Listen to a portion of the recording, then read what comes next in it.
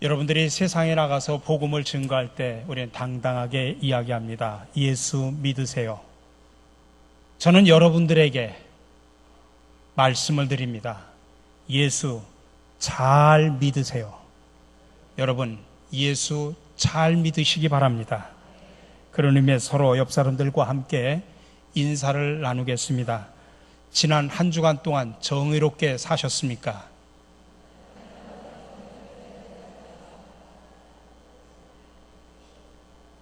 좀 쑥스럽고 창피스럽죠. 다시 한번 또 인사를 합니다. 지난 한 주간 동안 선한 열매를 맺으셨습니까?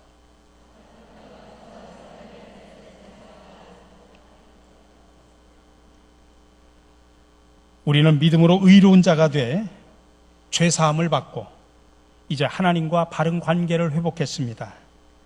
그러므로 이제 참된 그리스도인으로서 이 세상에서 하나님을 뜨겁게 사랑하고 또 이웃과 공동체 안에서 소금과 빛이 되어 선한 열매를 맺어야 합니다. 그리고 하나님은 안 보이시니 이러한 선한 열매를 맺고 사는 나의 모습을 보고 예수 믿으십시오. 이렇게 당당하게 말할 수 있는 저와 여러분들이 되시기를 간절히 바랍니다. 이것이 지난주에 여러분들에게 말씀을 드렸던 바울의 칭의론의 핵심입니다.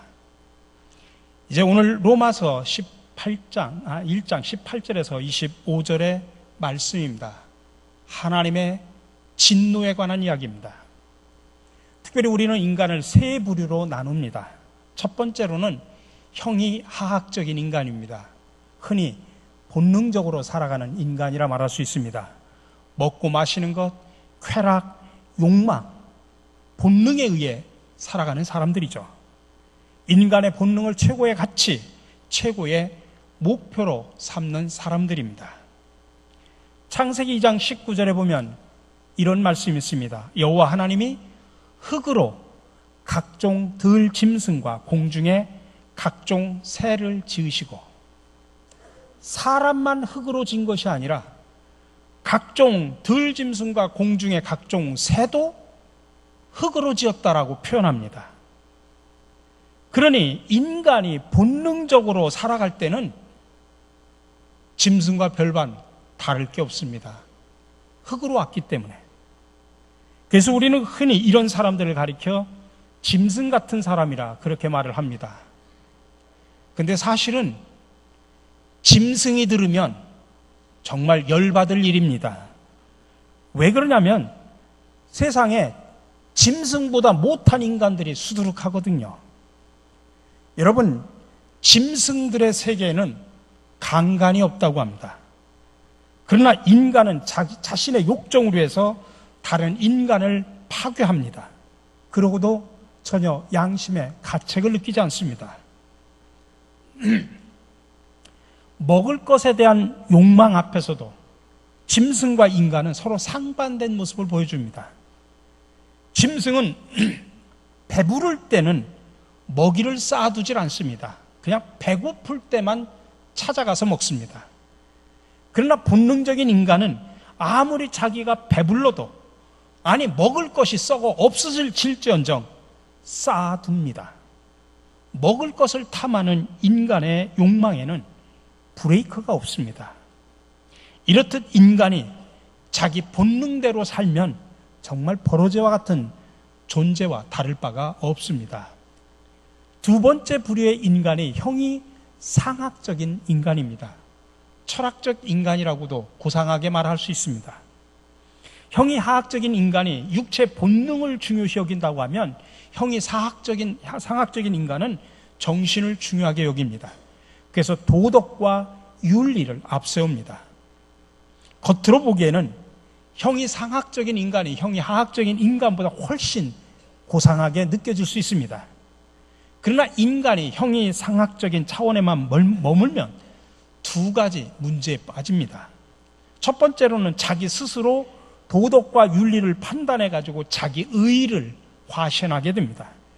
그래서 하나님과의 접촉점이 사라집니다. 아니 내가 하나님을 왜 믿어? 하나님을 믿을 필요성을 느끼지를 못합니다. 또 하나는 세상의 영향으로부터 자유롭지를 못합니다. 우리가 도덕과 윤리는 세상에 많은 영향을 미치는 건 사실이지만은 세상을 변화시키는 생명력은 없습니다. 그래서 시간이 흘러가면 반드시 세상의 영향을 다시 받게 됩니다. 이것이 도덕주의자들이 지닌 한계라고 말할 수 있습니다. 마지막 세 번째 인간이 바로 영적인 인간, 신앙적인 인간이라 말할 수 있습니다. 무엇을 하든 모든 것을 하나님의 말씀이라고 하는 토대 위에서 생각하고 결정하고 실천합니다. 자, 그렇다면 여러분들은 이 세 부류의 인간 가운데 나는 어떠한 존재라고 생각을 하십니까? 형이 하학적인 인간? 형이 상학적인 인간? 아니면 영적인 인간? 여러분들은 어느 쪽에 속한다고 생각을 하십니까? 아니면 이 세 범주를 왔다 갔다 하는 사람들은 아닙니까? 솔직히 말하면 저나 여러분이나 어떤 때는 대단히 영적인 것 같은데 어떤 때는 지극히 본능적이고 또 어떤 때는 또 고상하게 철학적인 면도 있을 때도 있습니다. 그러나 우리가 이신칭의 믿음으로 말미암아 의로운 사람이 되었다는 사실을 정말로 믿는다면 우리는 반드시 영적인 수준에 머무르는 사람이 되어야 합니다. 이것을 깨우쳐주기 위해서 오늘 본문은 본능적으로 자기 욕망만을 위해 살아가는 사람들의 결과가 어떻게 되는지, 다시 말하면 형이 하학적인 인간들의 모습이 어떤지 우리에게 가르쳐주고 있습니다. 그리고 2장으로 넘어가서는 두 번째 부류인 도덕적인, 형이 상학적인 인간들의 말로가 어떻게 되는지를 보여줍니다. 특별히 오늘 읽은 본문은 본능적으로 살아가는 우리 인간에 대한 하나님의 진노가 어떠한지를 우리에게 가르쳐주고 있습니다. 오늘 18절의 말씀입니다. 세 번역으로 읽어드립니다. 하나님의 진노가 불의한 행동으로 진리를 가로막는 사람의 온갖 불경건함과 불의함을 겨냥하여 하늘로부터 나타납니다. 여기서 말하는 불의한 행동으로 진리를 가로막는 사람이 누구냐? 바로 형이 하학적인 인간, 본능적으로 살아가는 그런 사람들을 말합니다. 근데 그들에게는 하나님의 진노가 임한다고 말합니다. 우리가 지금 로마서를 계속해서 강해로 설교를 드립니다마는 로마서를 한마디로 표현하면 구원의 책입니다. 특별히 하나님의 사랑을 강조합니다. 근데 그 하나님의 사랑을 강조하는 그 책 가운데 첫 번째 1장에서 오히려 거꾸로 하나님의 진노를 말하고 있습니다. 우리가 성경 가운데 특징적으로 보면 신앙은 특별히 하나님의 사랑을 많이 강조합니다. 그래서 외아들을 죽이시면서까지 우리를 사랑하신 그 사랑을 말하고 있습니다. 근데 구약은 진노하시는 하나님, 심판하시는 하나님을 강조합니다. 물론 하나님의 긍휼하신 하나님의 사랑이 없는 건 아니지만 특별히 진노하시는 하나님, 심판하시는 하나님에 대한 모습을 많이 보여줍니다. 그렇다면 구약에 나타나는 진노하시는 하나님과 신약에 나타나시는 사랑하시는 하나님은 전혀 다른 하나님일까?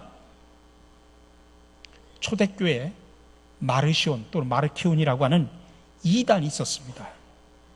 이들은 특별히 하나님의 사랑을 강조하면서 우리가 믿는 하나님은 진노하시는 하나님일 수 없다, 그렇게 주장을 했습니다. 그래서 구약에 나타나는 하나님과 신약에 나타나는 하나님은 전혀 다른 하나님이다. 그래서 구약을 인정하지 않았습니다. 신약도 사복음서와 바울의 서신만 인정을 했습니다. 근데 이 이단 때문에 교회가 모여서 회의를 통해 가지고 성경 66권을 정경화하는 작업을 시작을 했던 것입니다. 그러나 여러분, 우리가 믿는 하나님은 절대로 다른 분이 아니십니다. 그렇다면 성경은 왜 진노하시는 하나님과 사랑하시는 하나님을 대조적으로 우리에게 보여줄까? 우리가 하나님의 진노를 바로 이해하지 못하면 하나님의 사랑을 절대로 이해할 수 없기 때문입니다. 우리가 믿는 하나님은 절대로 죄에 대해서는 단호하십니다. 하나님은 죄와 함께 하실 수 없는 분이십니다. 그래서 죄에 대해서는 언제든지 진노하십니다. 특별히 구약에서는 그런 하나님의 속성을 우리에게 보여줍니다. 근데 그런 하나님께서 그럼에도 불구하고 우리 같은 죄인을 선택하시면서 대신 당신의 아들을 진노의 대상으로 삼아 제물로 죽이셨습니다. 아니, 진노를 받아서, 죄 많은 내가 하나님의 진노를 받아 내가 죽어야 마땅한데 나를 대신해서 희생 제물로, 진노의 대상으로 예수 그리스도를 십자가에 못 박으셨습니다. 따라서 우리가 이 하나님의 진노를 바로 깨달아야만이 하나님의 사랑이 비로소 나에게 감격적인 사랑으로 다가오게 됩니다. 하나님의 진노를 바로 깨달아야만이 하나님의 사랑이 얼마나 보배로운 사랑인가를 깨닫게 됩니다. 이 하나님의 진노를 바로 깨달아야만이 사랑으로 나를 감싸주시는 그분을 위해 우리도 생명을 내어놓을 수가 있습니다. 그러므로 하나님의 진노를 모르면 하나님의 사랑은 가치가 퇴색되고 무의미해질 뿐입니다. 예를 들어 봅시다. 내가 사랑하는 자식이 있습니다. 근데 이 사랑하는 자식이 악의 길을 걸어가고 있습니다. 이런 방탕하고 패역한 삶을 살아가는 자식을 바라보면서 정말 그 자식을 사랑하는 부모라면 채찍을 들고 징계를 하고 진노를 하는 것이 당연합니다. 그렇지 않으면 나는 내 자식을 사랑하는 부모가 아닙니다. 사랑하는데 채찍을 들지 않고 진노하지 않으면 그 아이는 타락으로 가는 지름길을 걷게 됩니다. 마찬가지로 하나님께서 우리를 책임있게 사랑하시기 때문에 진노하시는 것입니다. 그러므로 하나님의 사랑을 강조하기 위해서 우리가 하나님의 진노를 가르치지 않으면 그것 역시도 반쪽 복음입니다. 성경적인 것이 아닙니다. 자, 그렇다면 하나님의 진노는 언제 나타날까요? 오늘 본문에서는 세 가지 모습으로 보여줍니다. 첫 번째로는 경건하지 않고 불의할 때 나타납니다. 오늘 18절의 말씀입니다. 하나님의 진노가 불의한 행동으로 진리를 가로막는 사람의 온갖 불경건함과 불의함을 겨냥하여 하늘로부터 나타납니다. 여기서 불경건함, 불의함을 이야기합니다. 특히 경건이라고 하는 단어는 하나님과의 관계 속에서 사용하는 단어입니다. 그리고 불의라고 하는 것은 이웃과의 관계 속에서 사용하는 단어입니다. 근데 하나님 앞에서 불경건하고 사람 앞에서 불의한 것은 본능적인 인간의 특징이라는 이야기입니다. 그러나 하나님에 대한 경건과 사람에 대한 의로움은 뗄래야 뗄 수 없는 관계입니다. 다시 말하면 하나님 앞에서 불경건한 사람이 사람 앞에서 절대로 의로울 수가 없습니다. 사람 앞에서 불의한 사람이 하나님 앞에서는 절대로 경건할 수가 없습니다. 마치 가정에 불충실한 남편이 아내를 진정으로 사랑할 수 없고 아내를 진정으로 사랑하지 않는 사람이 가정을 충실하지 못하는 것과 마찬가지입니다. 여러분, 우리 인간의 역사를 보십시오. 우리 인간의 역사를 보면 큰 권력과 힘과 군대를 가지고 별짓을 다 해도 결국에는 정의가 승리합니다. 근데 그런 역사를 반복하면서 살아가면서도 인간은 본능적으로 권력을 탐합니다. 그 끝이 결말이 참혹함을 분명히 아는데도 본능 앞에서 진실의 눈을 감아버립니다. 이처럼 세상 모든 것을 통해 하나님께서 우리에게 요구하시는 것이 무엇인지 알 수 있는데도 왜 그것을 보려고 하지 않습니까? 자기 안에 본능과 욕망이 더 크기 때문에 그렇습니다. 이런 사람들에게 하나님이 내릴 수 있는 것은 진노밖에 없다는 사실을 기억하셔야 됩니다. 두 번째로는 자신이 죄인인 줄 알면서도 하나님 앞에 나아가지 못할 때입니다. 오늘 21절의 말씀입니다. 사람들은 하나님을 알면서도 하나님을 하나님으로 영화롭게 해드리거나 감사를 드리기는커녕 오히려 생각이 허망해져서 그들의 지각 없는 마음이 어두워졌습니다. 자기 욕망, 자기 욕심 때문에 하나님을 의식하지 않고 살아가는 사람들이 있습니다. 그러나 자연에 나타나는 수많은 그런 현상이라든지 말씀을 통해서 하나님의 존재를 알고 의식하고 있으면서도 하나님께 한 발자국도 나아가지 않는 사람들도 있습니다. 우리가 밖에 나가서 전도를 하면 예수 믿으라고 이야기하면 그런 이야기를 하는 사람들이 참으로 많이 있습니다. 나는 솔직히 말하면 지은 죄가 너무 많아서요. 그 말은 내가 죄인이라는 사실을 인정함과 동시에 절대자가 있다고 하는 것을 인식하고 살아가고 있다는 이야기입니다. 자신이 죄인임을 알면서도 하나님 앞에 나가지 않는 사람은 마치 마약 중독자와 마찬가지입니다. 세상에서 가장 미련한 사람이 마약 중독자입니다. 마약을 하면 자기 인생이 어떻게 된다는 것을 뻔히 알면서도 마약을 계속 자기 몸에 투여합니다. 왜 그러냐? 그 순간적인 쾌락을 이기지 못하기 때문에 그렇습니다. 그래서 마약을 자기 몸에 주입하는 것입니다. 내가 죄인인 줄 알고 절대자가 있다고 하는 사실을 인정하면서도 육적으로 얽히고 설킨 그런 미련 때문에 하나님 앞에 나가지 못한다면 그것은 자기 몸에 마약을 투약하는 것과 마찬가지입니다. 오늘 본문에 허망이라는 단어를 쓰는데 마약 중독자가 자기 몸에 마약을 투여하는 것이 얼마나 허망한 일입니까? 이런 사람에 대해서 하나님께서는 진노를 하신다는 이야기입니다. 마지막 세 번째로 우상을 섬길 때 하나님은 진노하십니다. 22절에서 23절입니다. 사람들은 스스로 지혜가 있다고 주장하지만 실상은 어리석은 사람이 되었습니다. 그들은 썩지 않는 하나님의 영광을 썩어 없어질 사람이나 새나 네발 짐승이나 기어다니는 동물의 형상으로 바꾸어 놓았습니다. 여러분, 우상을 섬기는 것은 결국 자기를 섬기는 거나 마찬가지입니다. 예를 들어 돌로 멋있는 상을 만들어 놓고 그 상에다가 조석으로 나와가지고 절을 한다면, 그래서 이 돌 상이 나에게 복을 주겠지 그렇게 생각을 한다면 정말 오산이죠. 자기 생각으로 자기 멋대로 돌을 조각을 해서 그것에 절을 하면 결국 누구에게 절하는 겁니까? 그 돌을 조각한 나한테 절하는 거지 않습니까?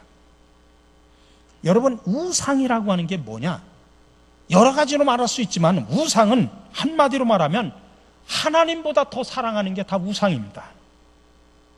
우리가 믿는 성도들에게는 오직 한 분이신 창조주 하나님만이 경배의 대상임을 믿으시기 바랍니다.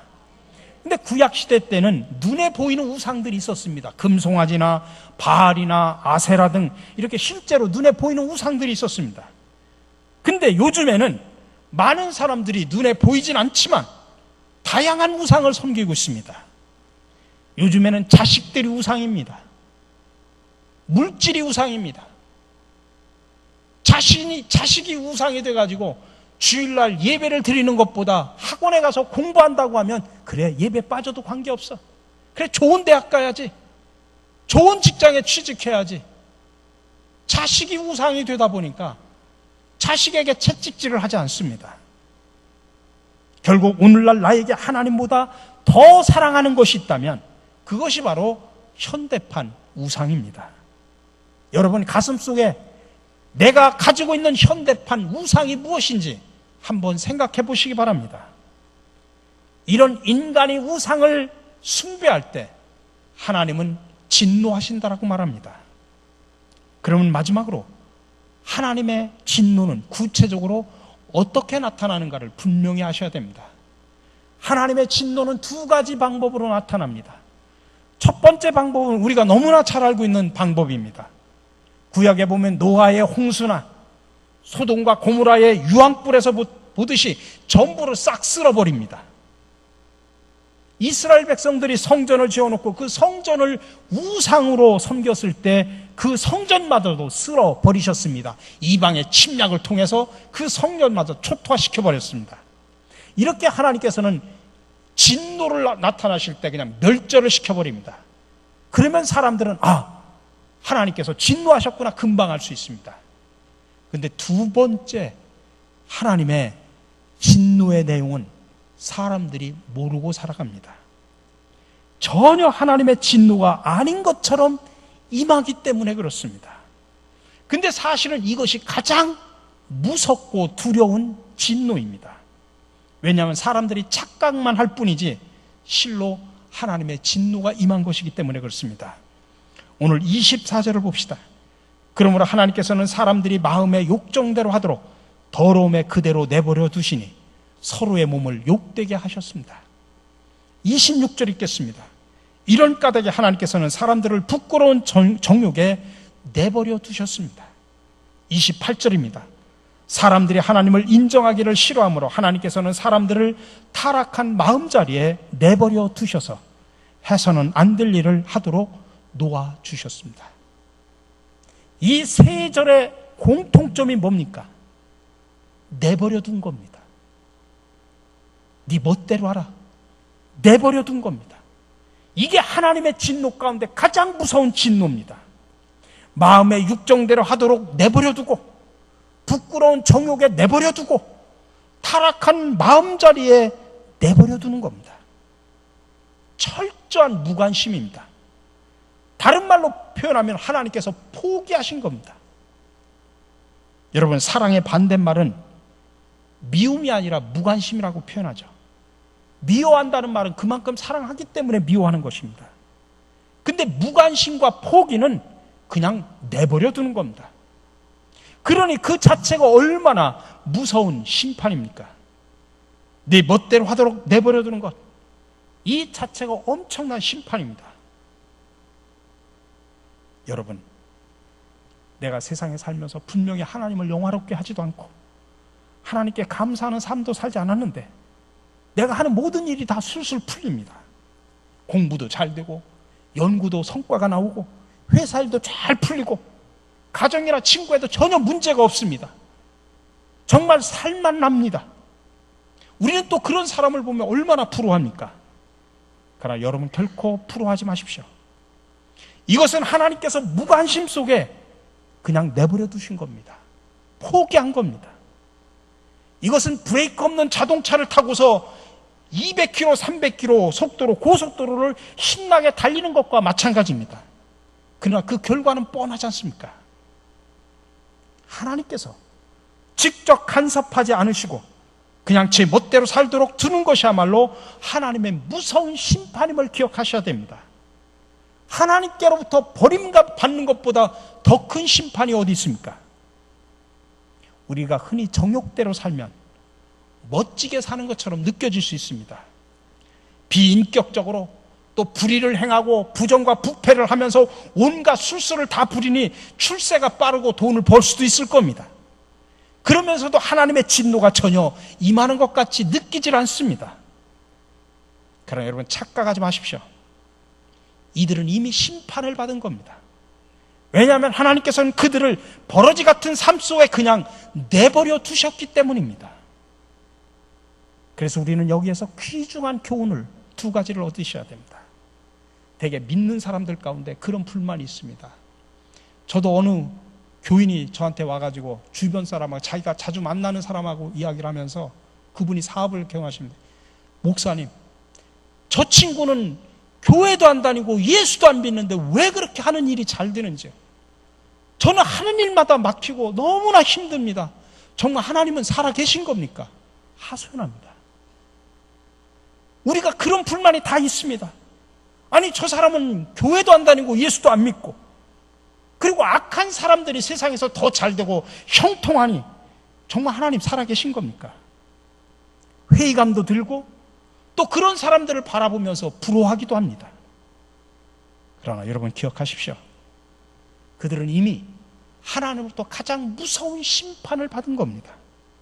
아무리 그들이 화려함과 아름다움으로 치장을 하고 엄청난 부를 이룬다 해도 그것은 하나님 앞에서는 모래 위에 세운 집이라는 사실을 아셔야 됩니다. 또 하나 우리가 알아야 할 것은, 그럼에도 불구하고 우리가 전적으로 영적으로 살면, 신앙적인 인간이 되면 살아계신 하나님께서는, 공의의 하나님께서는, 축복의 하나님께서는 우리를 반드시 세워주시고 지켜주시고 축복하심을 믿으시기 바랍니다. 여러분, 하나님은 결코 죄에 대해서 방관하시거나 침묵하시는 분이 아니십니다. 혹독하게 다루십니다. 진노하십니다. 물론 하나님의 때, 하나님의 방법으로 하십니다. 근데 우리는 죄를 저지르면서 예수를 믿지 않고 심지어 하나님을 대적하는데도 아무 일 없이 형통하다고 하면 그것은 이미 하나님의 진노를 받았다는 사실을 깨달아야 됩니다. 하나님의 진노 중 가장 무서운 심판이 무관심과 포기이기 때문입니다. 그럼에도 불구하고 모든 사람이 다 진노의 잔을 마시지 않으면 안 되는 그 상황 속에서 피할 수 있는 유일한 길을 우리에게 열어놓으셨습니다. 그 길이 바로 예수 그리스도임을 믿으시기 바랍니다. 귀 있는 자는 들으시기 바랍니다. 함께 기도합니다. 사랑의 주님, 오늘 말씀을 통해 하나님의 진노를 바로 알게 하시니 참으로 감사를 드립니다. 하나님 앞에서 불경건하고 사람 앞에서 불의할 때, 자신이 죄인인 줄 알면서도 하나님 앞에 나아가지 못할 때, 하나님보다 더 사랑하는 우상을 섬길 때 하나님은 진노하십니다. 그리고 살다 보면 오히려 안 믿는 사람들이, 악한 사람들이 세상에서 더 잘되고 형통할 때 우리는 그들을 바라보며 부러워하기도 하면서 정말 하나님은 살아계신가 하면서 의심이 들 때도 있었습니다. 그러나 하나님은 이미 그들을 포기하셨고 그대로 내버려 두는 무서운 심판을 하셨음을 알게 하시니 또한 감사를 드립니다. 그러므로 우리는 어떠한 상황 속에서도, 아니 그 길이 좁고 작고 힘들어도 진리의 길, 정의의 길, 평화와 생명의 길을 담대하게 걸어가게 하여 주시옵소서. 하나님의 진노 속에서 우리에게 피할 길을 주신 예수 그리스도의 이름으로 기도드립니다. 아멘.